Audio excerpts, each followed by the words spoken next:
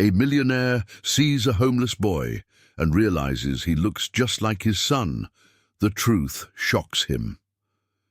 James Thornton sat in the back of his sleek black limousine, his fingers absently scrolling through an endless stream of business emails. The rain tapped against the tinted windows, a steady rhythm that should have been soothing. Instead, it deepened the void in his chest. Outside, the city blurred into a cold grey mess, a world of wealth, power, and loneliness. He had built an empire, but at what cost?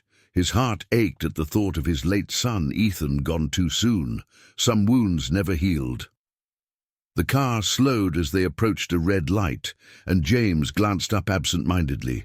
His eyes landed on a small figure curled up near a dumpster, drenched from the rain. A boy, frail, shivering, no older than 10. His tattered hoodie clung to his thin frame, his bare hands gripping his knees for warmth. Something about him struck James in the chest like a hammer, a familiarity he couldn't explain. Then the boy lifted his head, and James felt his breath catch in his throat. Those eyes, deep brown, filled with a haunting sadness, eyes that belonged to Ethan. For a moment, James was somewhere else, not in the warmth of his limousine, but in a hospital room. Ethan's fevered face, his tiny fingers clutching James's, and the rasp in his voice as he whispered, "Promise me you won't forget me, Dad." James had whispered back, "Never, son." But years had passed, and he had buried his grief beneath layers of work and responsibility, convincing himself there was nothing he could have done. Yet now, staring at this boy, that lie was beginning to crumble. James leaned forward, his heartbeat pounding in his ears. "Stop the car," he commanded. His driver hesitated. "Sir, this is not the best neighborhood." "I said stop the damn car," James snapped. The vehicle came to a slow halt, and James pushed the door open, stepping into the icy rain without hesitation. His expensive shoes splashed against the wet pavement as he approached the boy, his chest tightening with each step. The child noticed him, eyes widening with wariness. He started to move, but James lifted a hand. "Wait." The boy froze, every muscle in his body tense like a coiled spring. Up close, the resemblance was even more striking. His sharp cheekbones, the slight furrow in his brow. It was like looking at a ghost. "What's your name?" James asked, his voice softer now. The boy hesitated before muttering, "Noah."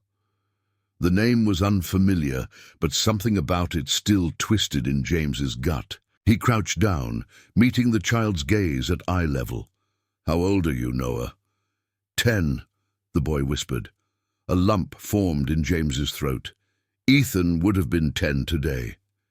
James swallowed hard, his mind racing with a million questions. Who was this boy? Why did he look so much like Ethan? Coincidence? Impossible. His instincts screamed at him that there was more to this. "Where are your parents?" James asked, scanning the empty streets. Noah's expression darkened, his small hands gripping his sleeves. "Don't have any." A pang of sorrow tightened James's chest. The rain dripped from Noah's matted hair, making him look even smaller, more fragile. "How long have you been out here?" "Long enough." James exhaled sharply, his fingers clenching into fists. The idea of a child, his son's mirror image, suffering alone in the cold, was unbearable. He reached into his coat, pulling out a wad of cash. "Here," he said, extending it. "Get yourself some food, a warm place to sleep." For a split second, Noah's fingers twitched, almost reaching for the cash. But then, as if remembering something, he shoved his hands into his pockets instead. "I don't take charity." His voice was firm, steady. It caught James off guard. Most homeless kids would have snatched the bills without a second thought. But Noah had pride. He was fighting to hold on to something no matter how bad things got. James hesitated, slipping the cash back into his pocket. "Okay, no charity." He glanced at the empty alley behind the boy, the cardboard he had clearly been using as shelter. "But I can't leave you out here." Noah's body stiffened. "Why do you care?" The question hit James harder than he expected. Why did he care? Because he couldn't look away, because he saw his son in this boy's face? Or was it guilt, eating away at him for all the things he had failed to protect in his life? "I don't know," James admitted, "but I do."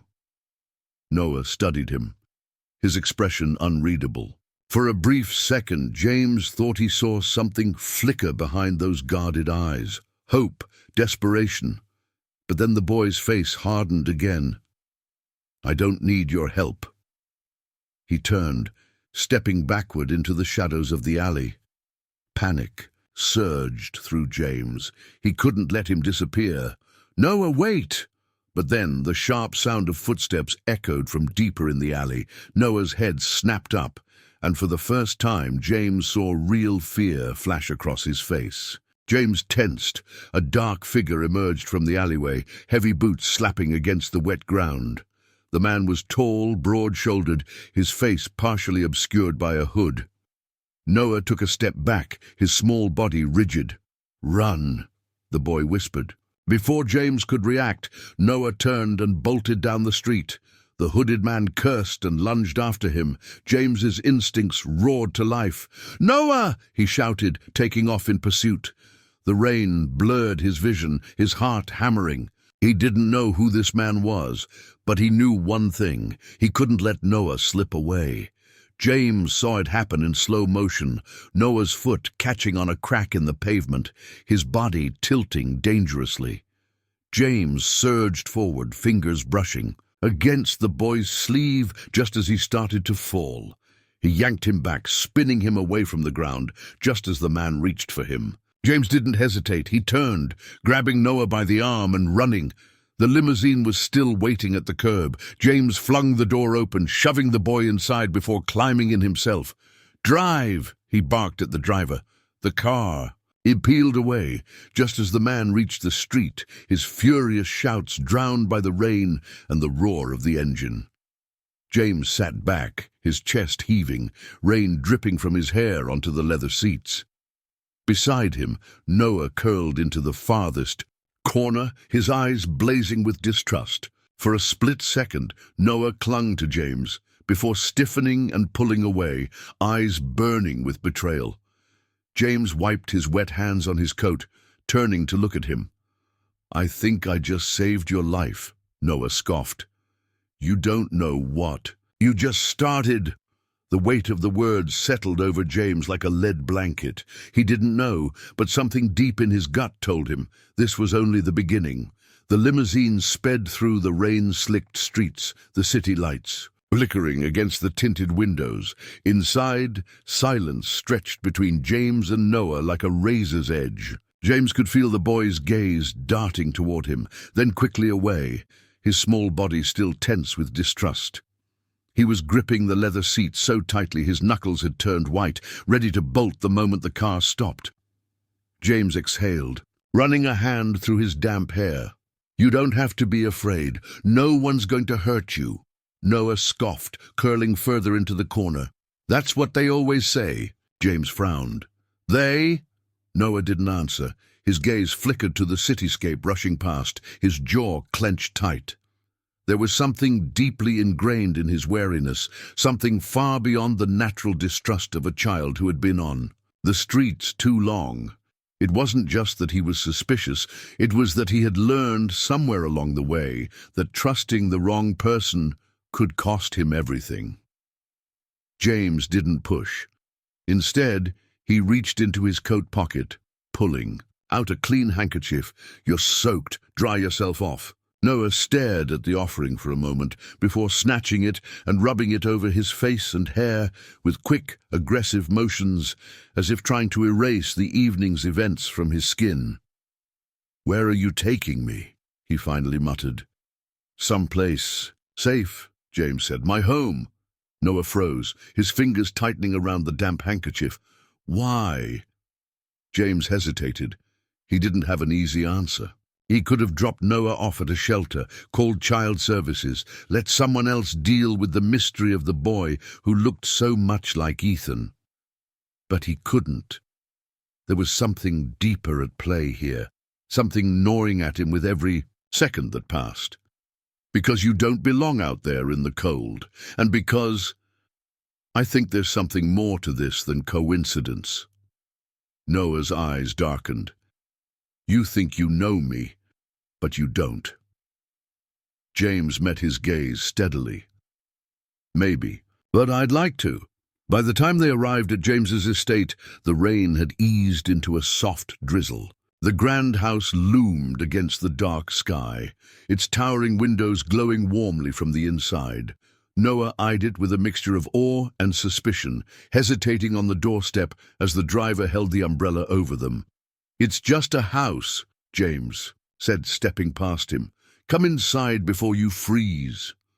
Noah hesitated for a moment longer before following, his shoulders stiff. The foyer was expansive, with polished marble floors and a grand staircase leading to the upper levels. The warmth of the house hit him instantly, but he didn't relax.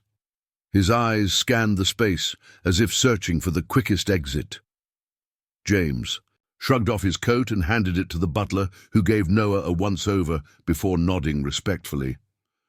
"Should I prepare a guest room, sir?" "Yes, something comfortable." James turned back to Noah. "You can get cleaned up and rest. We'll talk in the morning." Noah's jaw tensed. "I don't need a bed. Just let me go." James sighed. "I'm not keeping you prisoner, but you need sleep. When was the last time you had a real bed? A warm meal?" Noah's silence was answer enough. Upstairs, James led him to a guest suite, far more elegant than the boy had likely ever seen. Noah hovered at the threshold, visibly uncomfortable. James walked over to the closet, pulling out a fresh set of clothes. "These should fit. The bathroom is through there. Take a shower, warm up." Noah took the clothes hesitantly. "You really don't want anything from me?" The question hit James like a punch to the gut. What kind of world had this boy lived in, where every act of kindness came with strings attached? "No," James said simply, "just rest." Noah lingered for a moment before disappearing into the bathroom, shutting the door behind him. James stood there for a long time, staring at the closed door, his mind swirling with unanswered questions. Who was this boy? And why did he feel like he had just invited a ghost into his home? James barely slept that night. He lay in bed, staring at the ceiling, his mind racing with 100 unanswered questions. Who was Noah? How had he ended up on the streets? And why did he look so much like Ethan? The resemblance wasn't just passing, it was uncanny. Every movement, every glance, every defiant tilt of his chin reminded James of his son. At some point, exhaustion pulled him under, but his sleep was restless, haunted by memories. The night Ethan fell sick, the way he had clutched James's hand, his fever burning against his skin. "You won't forget me, right, Dad?" The same words echoed, twisting into Noah's voice. James woke with a start, his chest tight, his body damp with sweat. Morning light spilled through the massive windows of his room. He sat up, running a hand over his face before pushing himself out of bed. He needed answers, and he needed them now. Noah was still asleep when James checked on him. The boy was curled beneath the thick comforter, his small frame barely making a dent in the massive bed. For the first time since James had seen him, he looked peaceful, vulnerable. James hesitated before stepping back and closing the door quietly. He needed to figure out his next move before Noah woke up. This wasn't just about charity anymore. Something deeper connected them, and James was determined to uncover what it was. Downstairs, his butler, Harrison, had already prepared breakfast. The smell of fresh coffee and buttered toast filled the air, but James had no appetite. He poured himself a cup of black coffee and sat at the kitchen island, deep in thought. "Sir," Harrison spoke up after a moment, his voice measured. "Shall I have someone look into the boy's background?" James nodded. "Yes," quietly. "I don't want this turning into a spectacle. I need to know who he is, where he came from, and if anyone is looking for him." Harrison inclined his head. Understood. Just then, soft footsteps sounded behind him. James turned to see Noah standing in the doorway, his damp hair curling slightly. In from the shower, dressed in the clothes James had given him. They were a little loose, but they fit well enough. As Noah's gaze swept the room, something strange flickered in his expression. His eyes landed on a portrait hanging over the fireplace, a large family photo of James and Ethan. His fingers twitched at his sides, his body going still, just for a moment. But then he looked away, quickly masking whatever recognition had passed through him. "Smells good," Noah muttered, eyeing the food warily. James gestured to the table. "Eat as much as you want." Noah hesitated before taking a seat. At first, he moved cautiously, picking at the toast as if expecting it to be taken away. But once he realized no one would stop him, he ate quickly, like someone who hadn't had a full meal in a long time. James watched him, his chest tightening. "How long have you been on your own?" Noah paused, his shoulders tensing. "Long enough?" James set his coffee down. "That man in the alley, was he looking for you?" Noah's jaw clenched. "Doesn't matter." "It does if he's dangerous." Noah's fork scraped against his plate. "I can handle myself." James leaned forward, his voice firm but not unkind. "You don't have to, not anymore." For a moment, Noah's mask slipped. Something flickered in his eyes, something raw, something vulnerable. But it was gone just as quickly, replaced by cold detachment. "You don't know anything about me." James exhaled slowly. "Then tell me." Noah didn't answer. Instead, he pushed back his plate and stood up. "Thanks for breakfast." James watched him go, frustration and worry twisting in his gut. Noah was a locked door, and James had no idea how to find the key. But one thing was certain, he wasn't going to stop trying. James spent the rest of the morning pacing his office, the unease in his gut growing with each passing minute. He had made countless decisions in his life, high-stakes business deals, billion-dollar investments, but this felt different. This wasn't just a problem he could throw money at. This was personal. His phone buzzed, jolting him from his thoughts. It was his private investigator, Connor Reeves.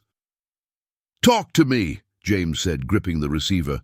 "Sir, I've started digging into missing persons reports and foster records like you requested. Nothing concrete on Noah yet, but there's something else you might want to see," Connor said, his voice edged with hesitation. James frowned. "What is it?" "It's about Ethan. There's a record, an unsealed file I found. It's odd. I think you should see it for yourself." James's stomach turned. "Send it over. Now." Upstairs, Noah sat on the edge of the bed, staring at the window. The warm sheets and soft mattress should have been comforting, but they felt wrong. Too clean, too untouched. He wasn't used to this kind of life. He had spent too long keeping himself from getting comfortable, because getting comfortable meant getting caught off guard, and that was something he couldn't afford.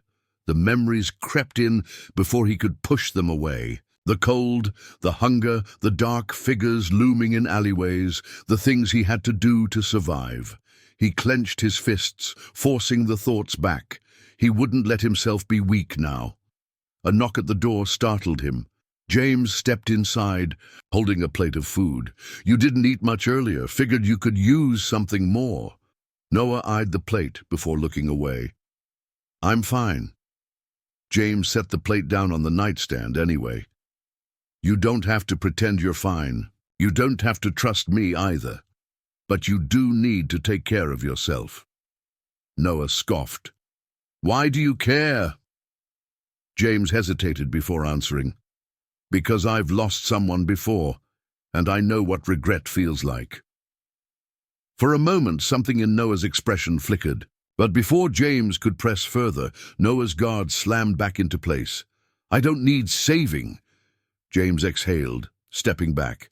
"Maybe not, but that doesn't mean you should be alone." Downstairs, James opened the file Connor had sent. As his eyes scanned the document, his breath caught in his throat. It was an old medical report, a birth certificate. And then, at the bottom of the page, Ethan Thornton, twin brother, name unknown, status missing. James's world tilted. Twin brother. His hands trembled as he gripped the paper. This wasn't possible.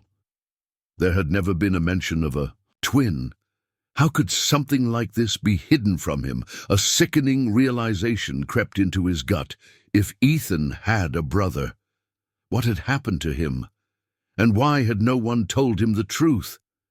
His mind flashed back to Noah. The way he moved, the way he looked, the way his eyes had held something painfully familiar. No, it couldn't be. James shot up from his chair, heart pounding. He needed answers, and Noah was the only one who could give them to him. James gripped the edge of his desk, his knuckles turning white as the weight of the revelation sank in. Ethan had a twin brother, a child who had vanished without a trace, and now a boy who looked exactly like Ethan was sleeping under his roof. He picked up his phone and dialed Connor again. The line barely rang before the investigator answered. Reeves. Dig deeper, James ordered, his voice tense. I need everything. Who handled Ethan's birth records? Who could have known about a missing twin? Someone covered this up. I want to know who. Connor hesitated before responding. Understood, sir. But if someone went through this much effort to erase a child's existence, we're dealing with people who don't want to be found. James clenched his jaw. Then we'll make them regret hiding him. But as he ended the call, his grip tightened on the phone. His mind raced through every possibility, every face from his past that might have had the power to do something like this. And then one name surfaced, one he hadn't considered, one he didn't want to consider, his father. James shook his head, trying to push the thought away. No, it couldn't be. His father had been ruthless in business, but he couldn't have done something like this, could he? His hands trembled as he opened a locked drawer in his desk, pulling out an old file, one filled with medical records, legal documents, things he had kept from Ethan's birth. He scanned them now with a new perspective, looking for any detail he might have missed. And there it was, a signature, his father's, approving the transfer of one newborn. James's breath hitched, the blood draining from his face. His father had known. His father had orchestrated this. He had made sure one son was brought home, and the other was discarded like an afterthought.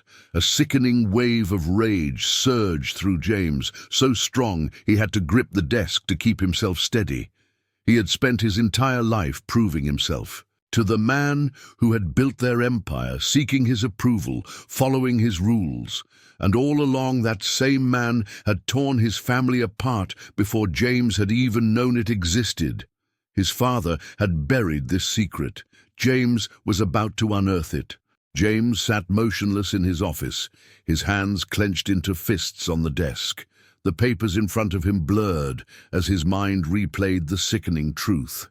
His father had orchestrated the separation of his sons. He had taken Ethan home, raised him with love and privilege, while his twin had been cast aside, left to a fate James couldn't yet comprehend.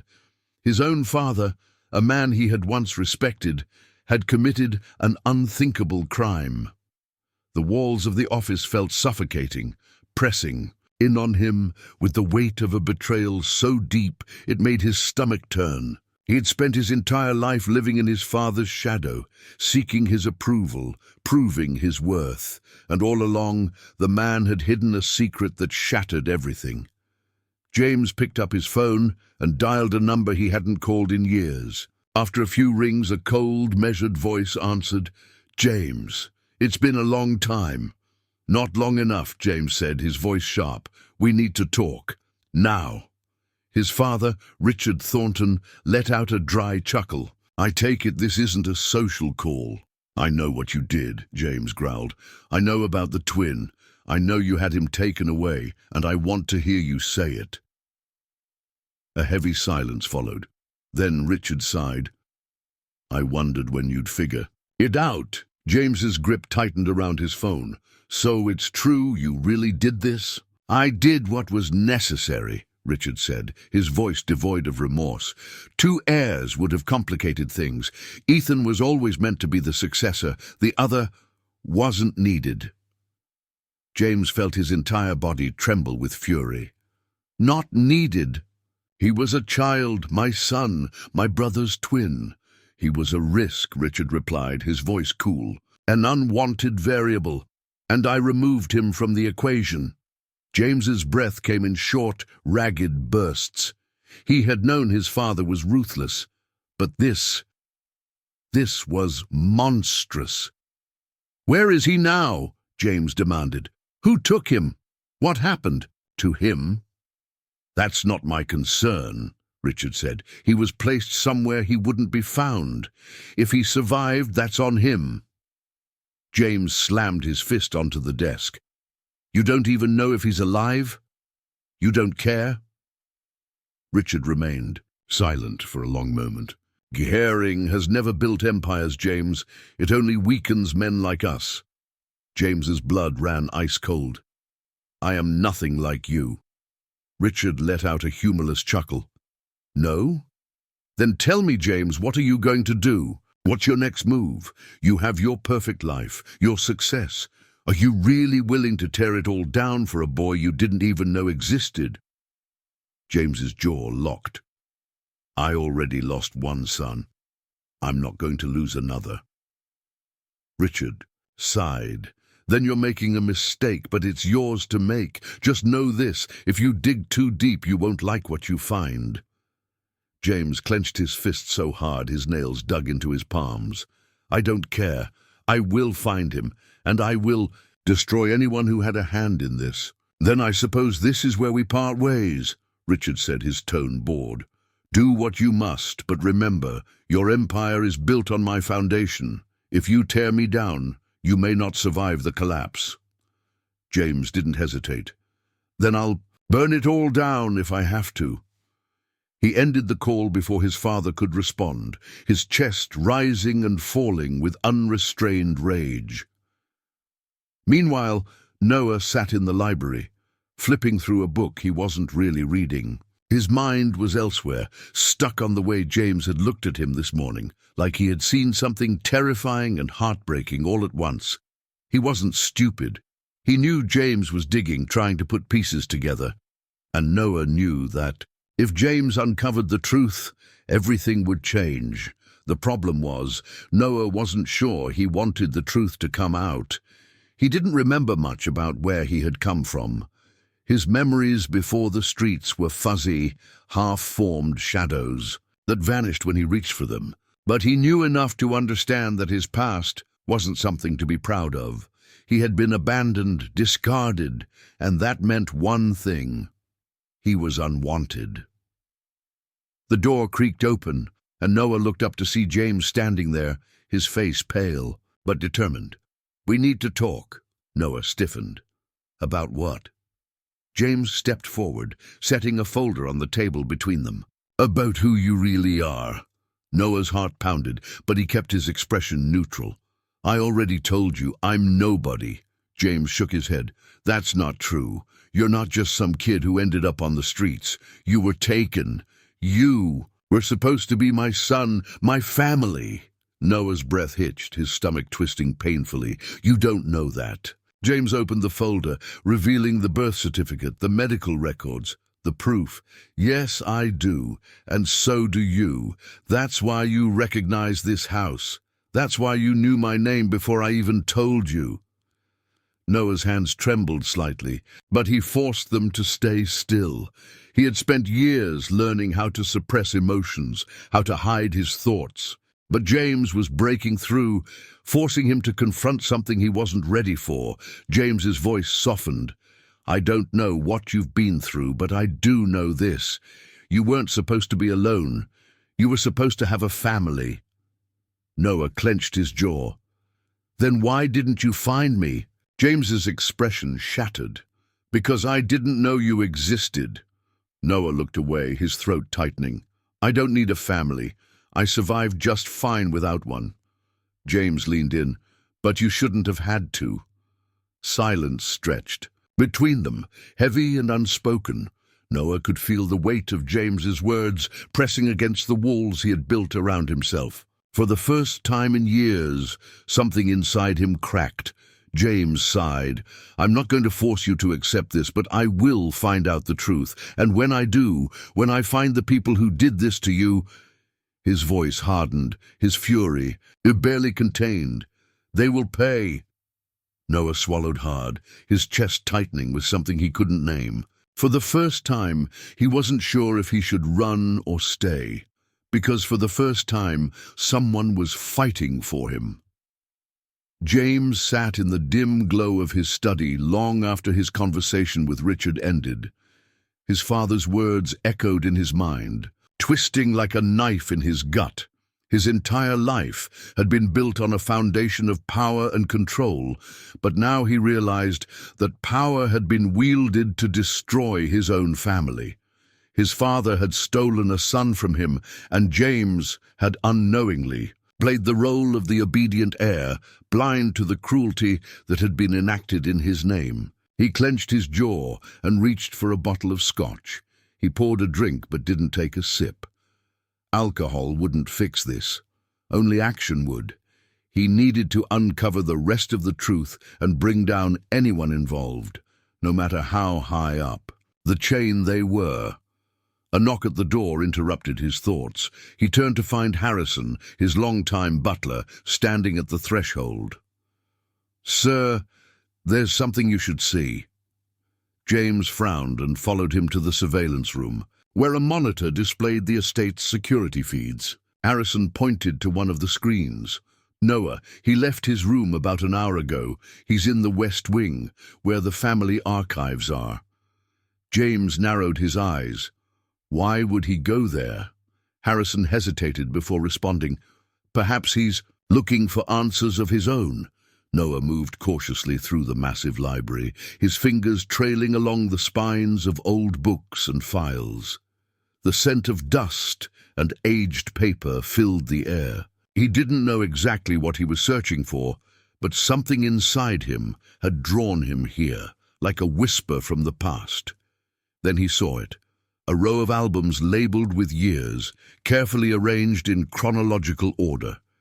He pulled out one from 10 years ago, his pulse quickening. His hands trembled as he flipped through the pages of smiling family portraits, James and a woman he assumed was Ethan's mother. And there, at the center of the book, was a photo of a newborn. Noah. His. Breath caught in his throat as he traced the outline of the baby's face. There were two identical infants in the picture, side by side. One labeled Ethan Thornton, the other labeled Baby B, unrecorded. He had been here. He had belonged here. But someone had erased him. Footsteps approached, and Noah slammed the book shut, stuffing it back onto the shelf, just as James entered the room. "Find what you were looking for?" James asked, his tone unreadable. Noah's shoulders tensed. "I don't know what you're talking about." James exhaled. "I know you don't trust me yet, but I meant what I said. I will find out what happened to you." Noah hesitated before turning to face him. "What if I don't want to know?" James studied him carefully. "Do you really believe that?" Noah didn't answer. Instead, he clenched his fists and turned away. "You should have left me on the streets. I was fine." James's voice softened. "No, you weren't."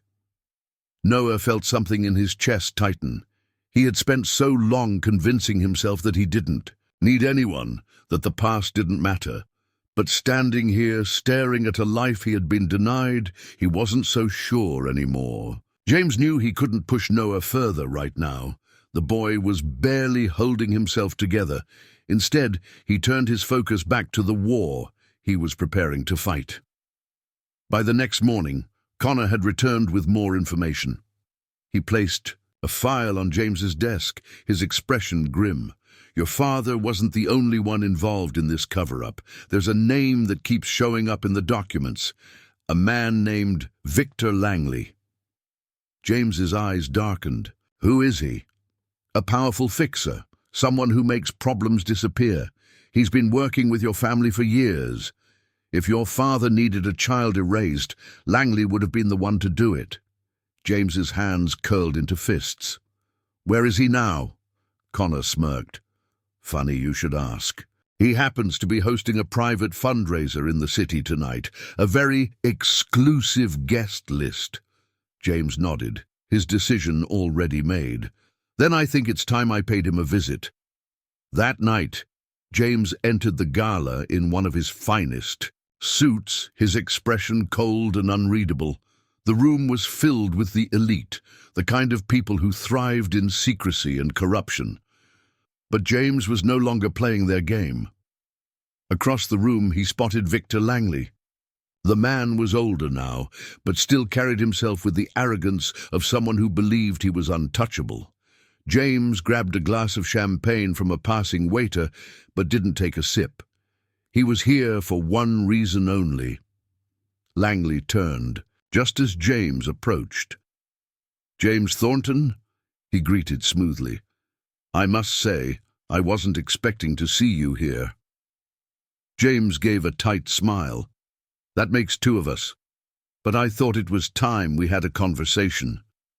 Langley's lips curled. "About what?" James leaned in slightly, his tone dark. "About the child you stole from me." For the first time, Langley's expression flickered with something close to unease.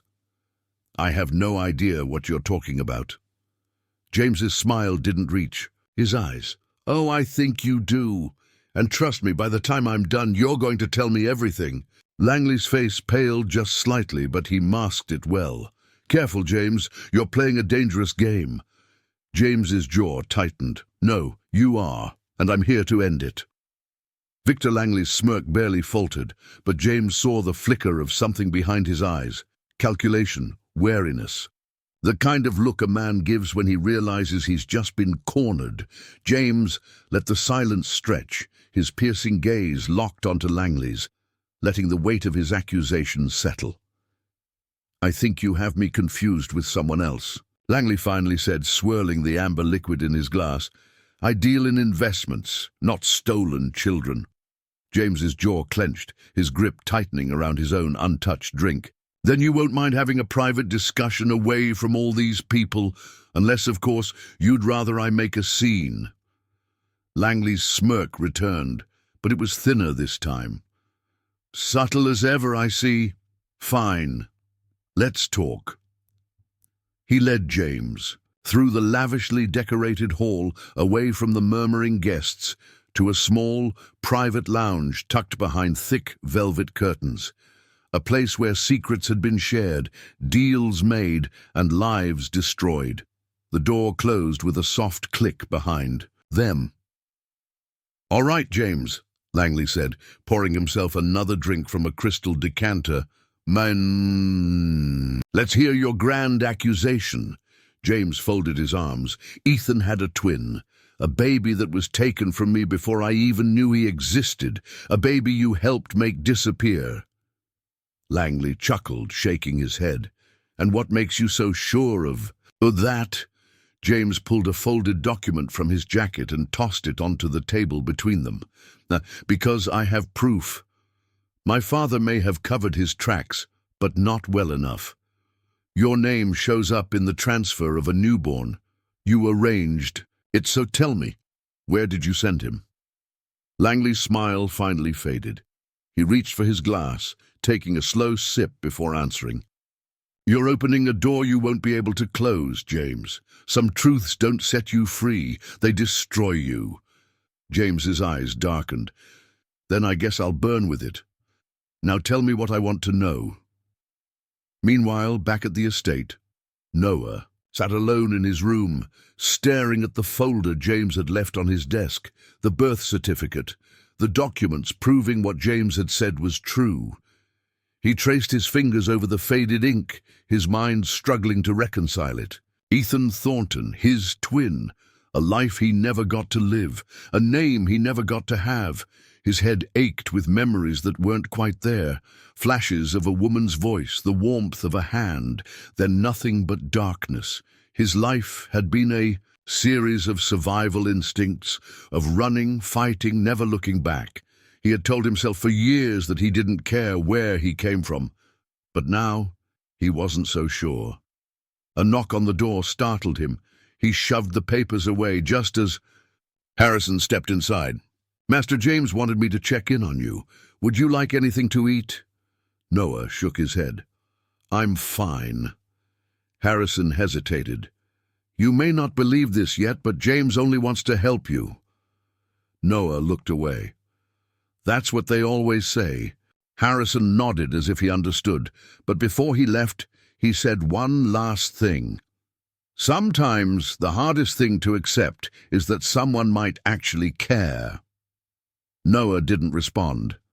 Back at the gala, James was running out of patience. "I don't have time for your cryptic warnings, Langley. You're going to tell me everything, or I'll make sure your entire empire burns to the ground." Langley exhaled heavily, finally setting his drink down. "Fine. You want the truth. The child was never meant to survive." James's blood turned to ice. "What?" Langley leaned forward, his expression grim. "Your father didn't just want him gone. He wanted him erased, eliminated. I was given orders to make sure the baby never made it past his first few days." James's entire body tensed with rage. "Then why is he alive?" Langley sighed. "Because I didn't do it. I arranged for him to be taken, placed in the hands of someone who could get him far away from the Thornton name. Someone who owed me a favor." James's hands trembled. "Who?" Langley hesitated, then spoke two words that made James's heart stop. "Daniel Hayes." James staggered back, his vision swimming. Daniel Hayes, his father's most trusted enforcer. A man who had vanished over a decade ago, taking countless secrets with him. If Daniel had raised Noah, then the boy's past was far darker than James had ever imagined. Langley smirked at James's reaction. "Now you see, don't you? He didn't just grow up on the streets. He was trained to survive, taught not to trust. The boy you're trying to save isn't some lost child. He's a ghost, and ghosts don't belong in the world of men like you." James's hands curled into fists. "You don't get to decide that." Langley laughed dryly. "Maybe not, but Noah will. And when he finds out the truth about Daniel, you'd better pray he doesn't run." James turned on his heel, storming out of the lounge, his mind racing. He had come here for answers, but all he had found were more questions. And now he had a new mission. Find Daniel Hayes, find out exactly what happened to Noah, and make sure no one ever hurt him again. James stormed out of the gala, his fists clenched so tightly his nails bit into his palms. His heart pounded as Langley's words replayed in his head. Daniel Hayes. The name alone sent ice through his veins. If this man had taken Noah, raised him in the shadows, then James needed to know everything. He had spent too long playing. We'll catch up. Now he was going to take control. He slid into the back seat of his car, barely acknowledging the driver. "Get me Connor, now!" A moment later, Connor's voice crackled over the speakerphone. "That was fast. I take it Langley had something useful to say?" "Daniel Hayes," James said, his voice tight. "I need everything on him. His last known location, his connections, any whispers of his involvement in underground dealings. If he's still alive, I want to know where." Connor let out a low whistle. "Hayes? That's a hell of a name to dig up. He disappeared over a decade ago. No one knows where he went." James's jaw tightened. "Then we find him. Start with anyone who might have worked with him. Someone has to know where he is." "I'll see what I can do," Connor said. "But if Hayes is still in the business, we might not like what we find." "I don't care what it takes," James said coldly. "I want him found. Back at the estate, Noah sat on the balcony, staring at the city lights stretching beyond the mansion's gates. The folder James had given him rested on the table beside him, its contents spilling out, a life he should have had, stolen from him before he ever knew it existed. He barely flinched when the door behind him creaked open. James stepped out, his expression unreadable. "You're still awake?" Noah shrugged. "Hard to sleep when your whole life turns out to be a lie." James sat in the chair across from him, resting his elbows on his knees. "I get it." Noah scoffed. "No, you don't. You had everything. A family, a name, a life that wasn't just about survival. You don't get what it's like to be thrown away." James inhaled sharply, guilt gnawing at him. "I should have known. I should have found you sooner, but I didn't even know you existed." Noah looked away, his voice quieter now. "Neither did I." A long silence stretched between them before James spoke again. "I found a name. The man who took you, Daniel Hayes." Noah stiffened, his fingers digging into his arm. James noticed the subtle shift in his posture, the way his shoulders tensed like he was bracing for a blow. "You know him," James said. Noah swallowed hard, then nodded. "Yeah, I know him." James leaned forward. "Who is he to you?" Noah exhaled slowly, rubbing a hand down his face. "He's the man who taught me how to survive, how to fight, how to never trust anyone." James's stomach churned. "Did he hurt you?" Noah hesitated before answering. "Not the way you think. He never hit me, never locked me away. But he made sure I was ready for the world. He trained me, tested me, broke me down, and built me back up into something else, something unrecognizable." James's fists clenched. "He turned you into a weapon." Noah didn't answer, but his silence spoke volumes. James exhaled, forcing himself to stay calm. "Do you know where he is?" Noah shook his head. "Not anymore. I left him years ago, haven't seen him since." James studied him carefully. "Would he come looking for you?" Noah let out a dry chuckle. "If he wanted to find me, he already would have. He doesn't chase ghosts." James's jaw tightened. "Well, I'm going to find him. And when I do, I'm going to make sure he pays for what he did." Noah turned to him, his eyes dark. "Then you better be ready for a war, because if you go after Daniel Hayes, he will fight back, and he doesn't lose." James met his gaze, steel in his voice.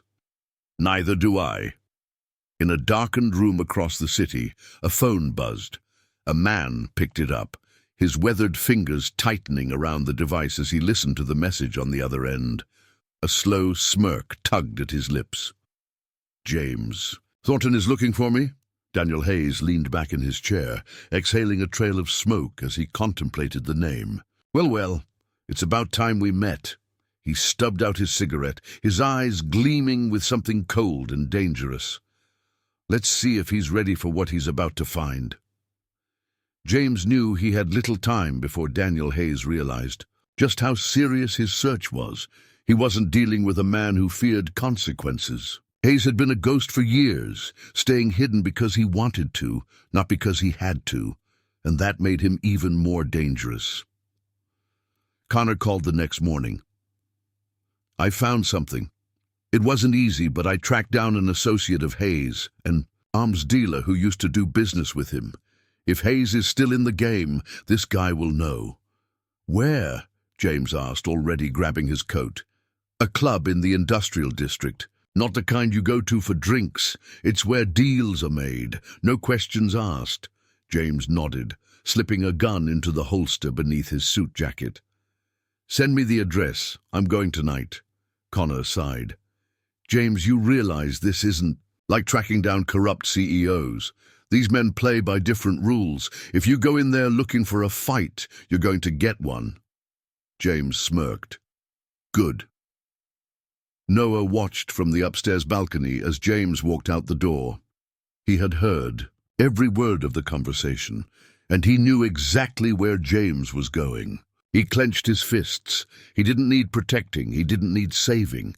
But if James was about to walk into Daniel's world, he was walking into a war zone he didn't understand. Noah wasn't about to let him do it alone. The club was. Loud, filled with cigarette smoke and the low hum of illegal business deals happening in every corner. James ignored the stares he got as he walked toward the back, his presence an obvious disruption in a place where outsiders weren't welcome. He spotted the man Connor had mentioned, Victor Doyle, a known trafficker of weapons and information. He was seated in a booth, a woman on each arm, sipping expensive whiskey. James sat down across from him without asking, "I need to know where Daniel Hayes is." Victor raised an eyebrow, clearly amused. "And who the hell are you?" James leaned in, his voice cold. "The man who's going to tear apart every business you have if you don't answer my question." Victor chuckled, taking another sip. "Brave, stupid but brave. You think threats work in a place like this?" James slid a photo of Noah across the table. "Recognize him?" Victor's smirk faded slightly. He glanced at the photo, then back at James. "Where'd you get this kid?" "He's my son," James said. "Or at least he was supposed to be, until Daniel took him." Victor let out a low whistle. "Well, that explains why you're still breathing. If Hayes wanted you dead, you'd already be in the ground." James's patience thinned. "Where is he?" Victor exhaled slowly, setting his drink down. "Last I heard, he was operating out of an old factory on the east side. But if you're thinking about walking in there, you'd better think twice. Hayes doesn't take kindly to visitors." James stood. "Then I'll make sure he remembers me." As he turned to leave, Victor called after him. "One more thing, your kid, if he was raised by Hayes, you might not like what you find. That man doesn't raise children, he creates soldiers." James didn't stop walking. Noah arrived at the club just as James was leaving. He stayed in the shadows, watching, waiting. When James got into his car, Noah quickly hailed a motorcycle, parked nearby. He had stolen it a year ago, but never got rid of it. Some habits died hard. He followed at a distance, his mind racing. James had no idea what he was getting himself into. Daniel Hayes wasn't just another enemy. He was a force of nature, and if James confronted him unprepared, it wouldn't end well. Noah gritted his teeth. He had left Hayes's world behind, but tonight he was stepping back in. For James. The factory was abandoned on the outside, but inside it was anything but. Men with weapons patrolled the halls, their eyes sharp, their stances rigid. James moved cautiously through the corridors, his gun ready, his adrenaline spiking. Then, from the shadows, a voice. "James Thornton, you're either very brave or very stupid." James turned, his gun aimed, but the man leaning against the doorway didn't flinch. He was older now, but the sharpness in his eyes hadn't faded. "Daniel Hayes." "I've been expecting you," Hayes said with a smirk.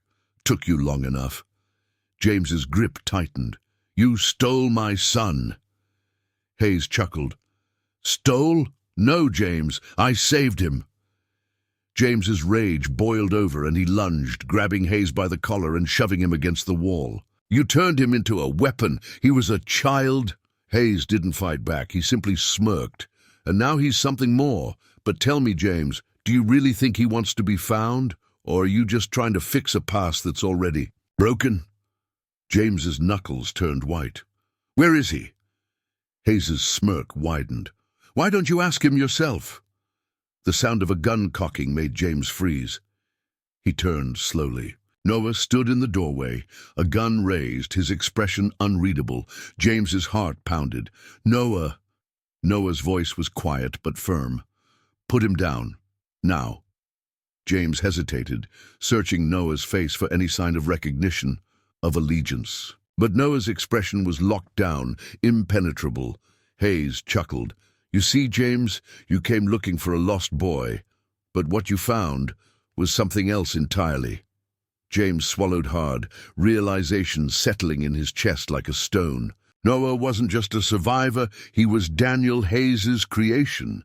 The weight of Noah's gun felt heavier than the weapon itself. He held it steady, his arms rigid, but his chest tightened with something far more dangerous than the situation unfolding before him. Doubt. James didn't move, didn't lower his own weapon. His eyes locked onto Noah's, searching for something, anything that might tell him what was happening inside his son's mind.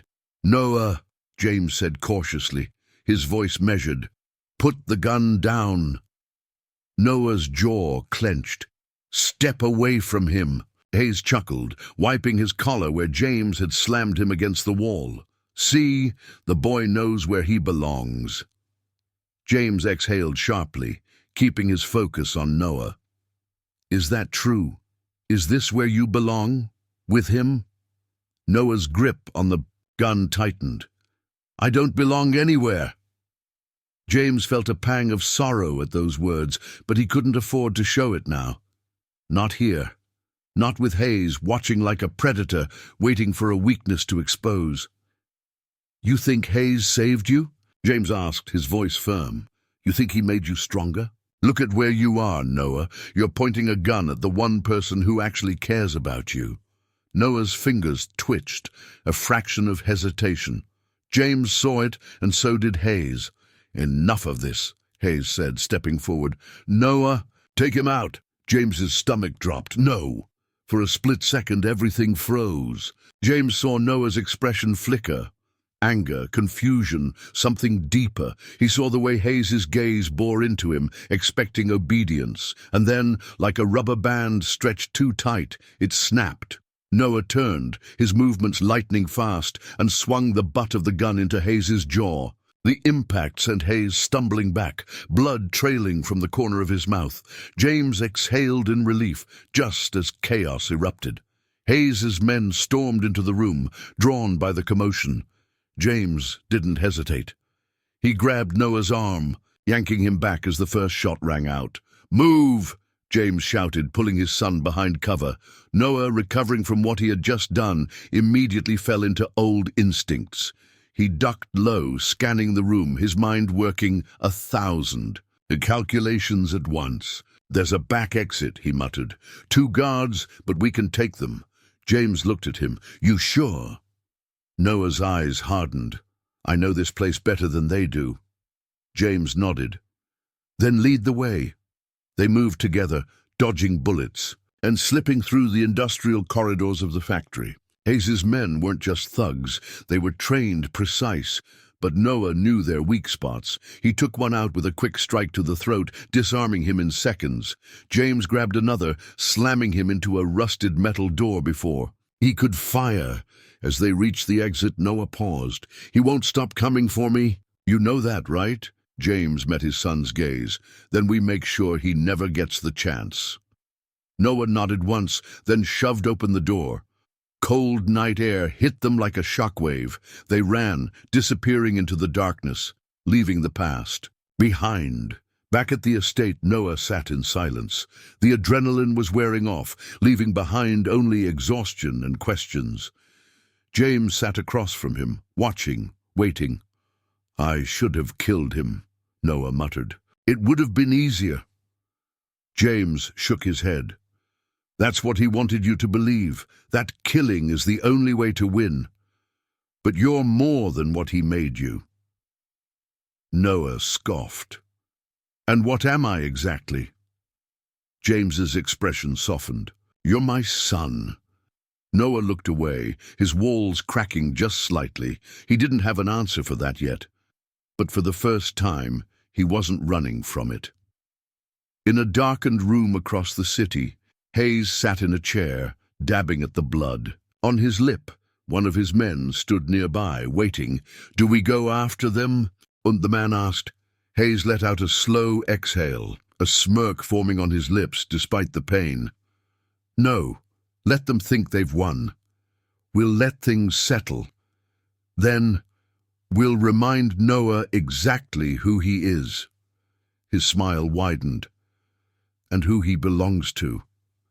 The silence in James's study was heavy. Noah sat in a chair across from him, staring down at his hands. His fingers twitched, restless. He had betrayed Hayes, turned against the man who had shaped him, and now he wasn't sure what came next. James leaned forward. "You did the right thing." Noah scoffed, shaking his head. "I don't even know what the right thing is anymore." James studied him. "It's not about what Hayes made you believe. It's about what you believe. You had a choice and you made it. That means something." Noah exhaled sharply, running a hand through his hair. "It doesn't change the fact that he's coming for me, and now, for you." James's jaw tightened. "Let him. I'm done reacting. It's time we take control." Noah looked up at him, skepticism flashing in his eyes. "And how exactly do you plan to do that?" James stood, his presence commanding. "By cutting off his power before he can strike. We go after his assets, his allies, everything that keeps him in control. We make it impossible for him to come after you." Noah narrowed his eyes. "You want to destroy him." James met his gaze. "I need to." Meanwhile, Hayes sat in his office, a cigarette burning between his fingers. The man across from him shifted nervously. "Thornton isn't backing down. He's already making moves against your network." Hayes exhaled slowly, watching. The smoke curled toward the ceiling. "James thinks he's the first man to try and take me down. He's not. But this time it's different," the man insisted. "He has Noah. That changes everything." Hayes's eyes darkened. "Noah doesn't belong to him. He belongs to me, and if James thinks he can rewrite the past, he's about to learn a very painful lesson." The first strike came swiftly. James's team, led by Connor, dismantled one of Hayes's major money laundering operations overnight. Millions of dollars vanished from offshore accounts, funneled into freezing holds. Properties linked to Hayes were raided, forcing his men to scramble for new hiding places. Noah watched it all unfold from James's office, his arms crossed as reports came in. "This is going to make him mad." James smirked. "Good!" But Noah wasn't so sure. He had seen Hayes operate for years. He wasn't the kind of man to lash out blindly. He was the kind who made precise, calculated moves. And when he struck back, he made sure it hurt. "We're hitting him hard, but you don't understand," Noah said, turning to James. "He always has a backup plan, always." James studied him. Then what would he do next? Noah hesitated, his mind racing through Hayes's patterns. Then it clicked. "He'll come after the people closest to you," Noah muttered. "And he won't go after your company. He'll go after your legacy." James's eyes narrowed. "What do you mean?" Noah swallowed hard. "Your father." James stiffened. "He wouldn't—" Noah cut him off. "Hayes doesn't play by the rules, James. He doesn't just want to stop you, he wants to break you. Your father's the easiest way to do that." James ran a hand down his face, a slow exhale escaping him. He hated his father, despised what the man had done. But Hayes wouldn't just go after him to send a message. He'd use him, twist him. James straightened. "Then we don't wait. We get to him first." Richard Thornton's estate was eerily quiet when James and Noah arrived. The security detail was there, but something felt off. The usual guards were missing. The house was dark, too dark. Noah's instincts kicked in. Something's wrong. James nodded, already pulling his gun. They moved swiftly through the halls, tension thick in the air. As they reached Richard's study, the door was slightly ajar. James pushed it open. The sight made his stomach drop. His father sat in his chair, but he wasn't alone. A man stood beside him, gun resting casually against Richard's temple. He smiled as James entered. "You took something from me, James," Hayes said smoothly, "so I thought I'd return the favor." James stepped forward, gun raised. "Let him go." Hayes smirked. "Oh, I will, but first, we need to have a little chat." Noah shifted beside James, his body tense, muscles coiled like a predator ready to strike. Hayes's eyes flicked toward him, and his smirk widened. "Noah," he said almost, more warmly. "I knew you'd come." Noah's stomach twisted. He had spent years learning how to read Hayes's tone, his posture. And right now, he wasn't just playing games. He had already won something, something James hadn't realized yet. Hayes looked back at James. "Let's talk about what happens next." The study was deathly silent, save for the slow, deliberate sound of Hayes's breath. His gun rested lightly against Richard Thornton's temple, his grip relaxed, as if he knew he had already won. James felt his own pulse roaring in his ears, his grip on his weapon tightening. "You think you can control this situation?" James asked, voice low, measured. "You think you still hold the cards?" Hayes chuckled, shaking his head. "Oh, James, I don't think I do. I know I do." Noah shifted slightly beside James, his stance coiled, ready, but Hayes caught the movement, raising an eyebrow. "Careful, kid. Don't make me doubt your loyalty." Noah's jaw clenched. "I was never loyal to you." Hayes smirked, but there was something dangerous behind his gaze. "Is that so? Then tell me, Noah, why didn't you shoot me when you had the chance?" Noah said nothing. James saw the flicker of hesitation in his son's eyes, but he wasn't sure if it was doubt or something deeper, something Hayes had ingrained in him for years. "Let him go, Hayes," James said. "This isn't about him. It's between you and me." Hayes exhaled dramatically. "See, that's where you're wrong. This has always been about him. I built Noah from the ground up. You don't just walk away from something like that." James's stomach twisted with fury, but he kept his expression blank. "That's where you and I are different. I don't see Noah as something to own. He's my son, and that means you have nothing left to hold over him."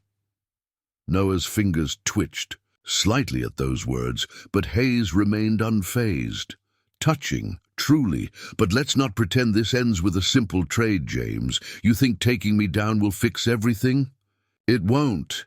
You're playing in my world now, and you don't even know the rules." James took a slow step forward. "Then I'll rewrite them." Noah wasn't sure what happened first, the sharp flick of Hayes's wrist as he moved, or the deafening sound of the gunshot that followed. He saw the flash of the barrel, heard James's furious shout, and in a heartbeat everything blurred into chaos. James lunged, tackling Hayes to the ground before he could fire again. The gun clattered across the polished floor, sliding under the desk.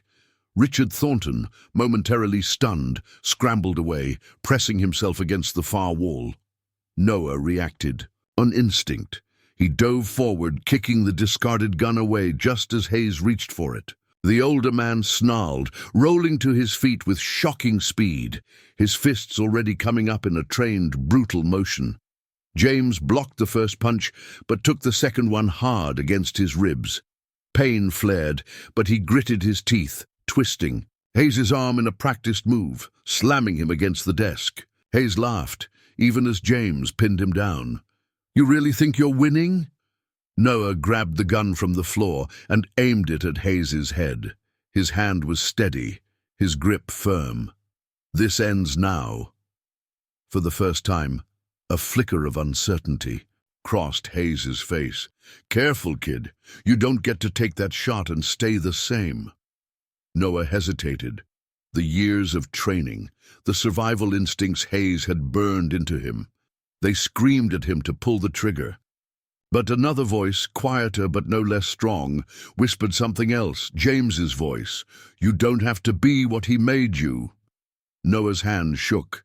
Then, in a single decisive move, he lowered the gun. James wasted no time. He struck Hayes, hard across the temple, knocking him out cold. The older man slumped to the floor unconscious. Noah stared at him for a long moment before exhaling sharply. His hands were still trembling. James placed a steadying hand on his shoulder. "You made the right choice." Noah looked at him, eyes stormy. "Then why doesn't it feel like it?"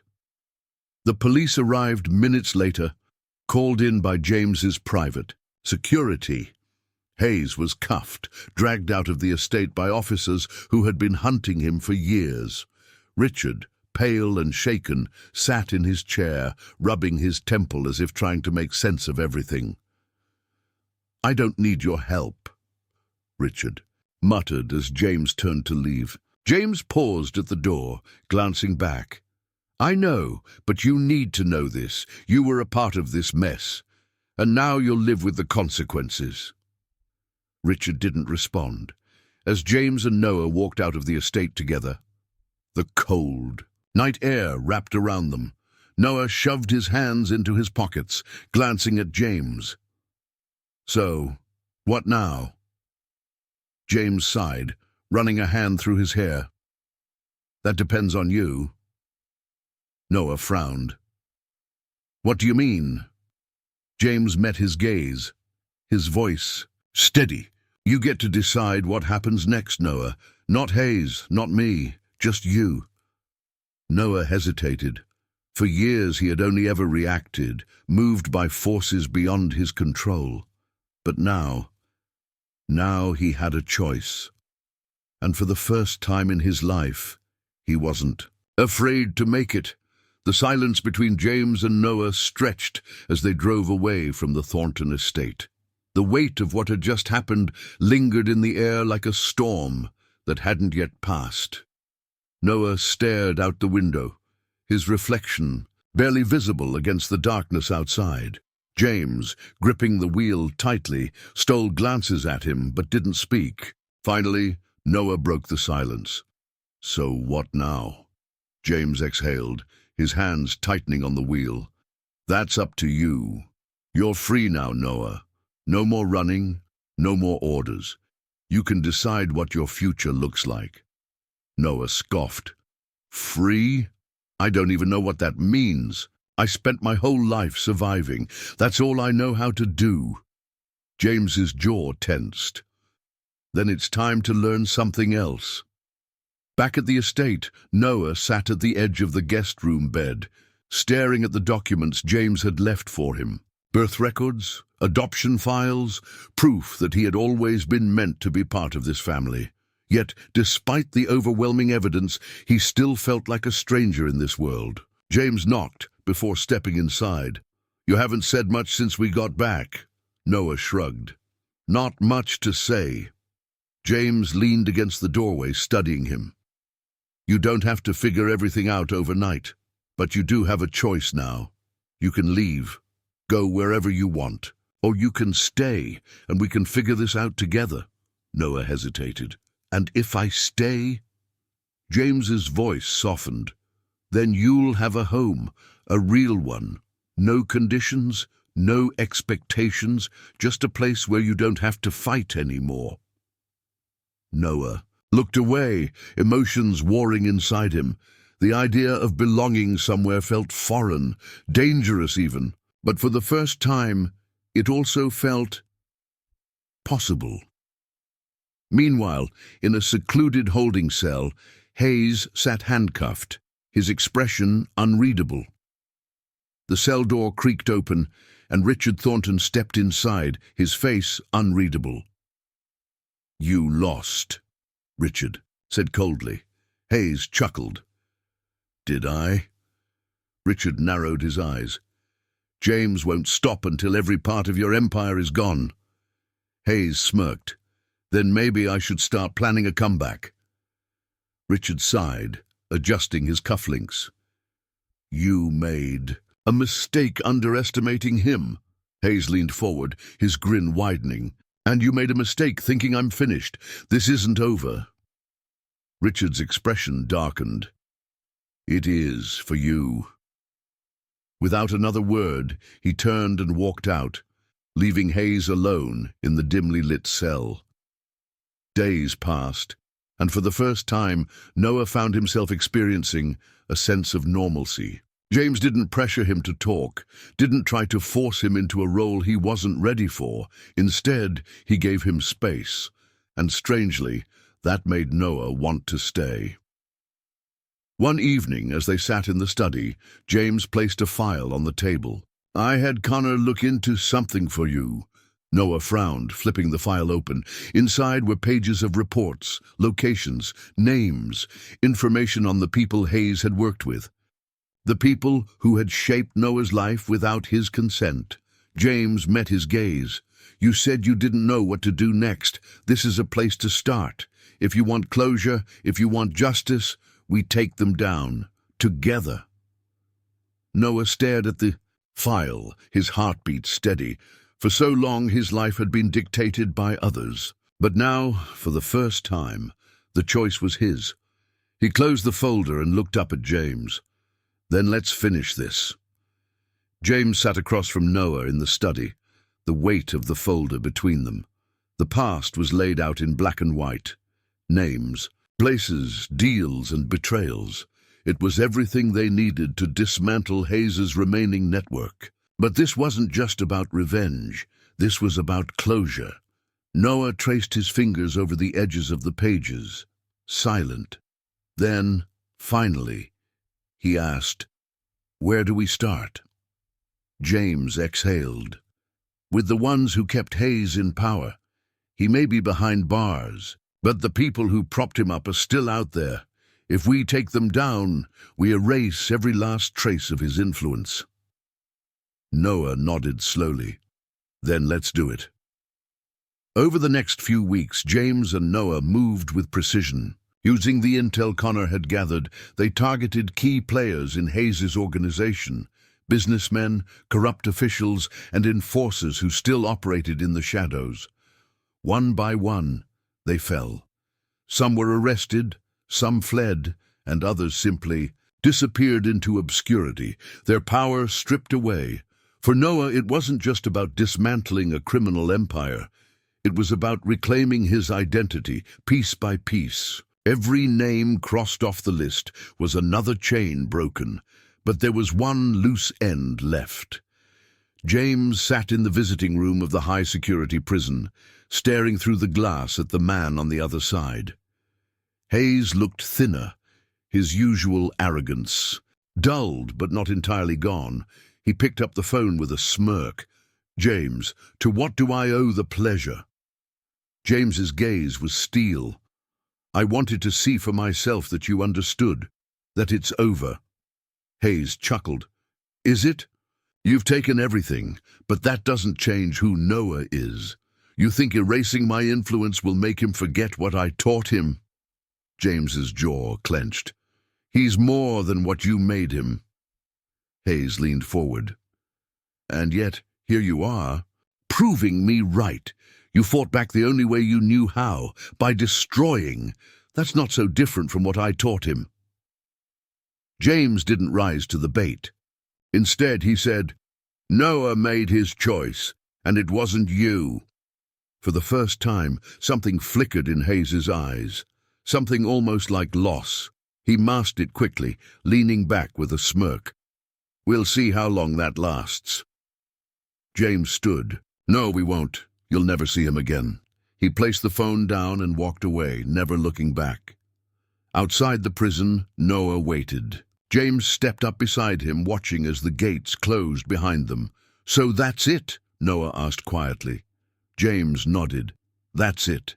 Noah exhaled, the tension in his shoulders easing, though not entirely gone. "Then what now?" James placed a hand on his shoulder. "Now we move forward." Noah hesitated. For so long his life had been about looking over his shoulder, waiting for the next battle. But for the first time, the path ahead was his to decide. He turned to James. "Yeah, let's move forward." And with that they left the past behind. What did you think of this story?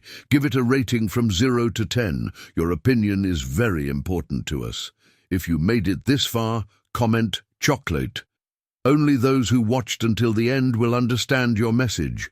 If you enjoyed this story, subscribe. For more inspiring stories, leave a like and share it with someone you care about.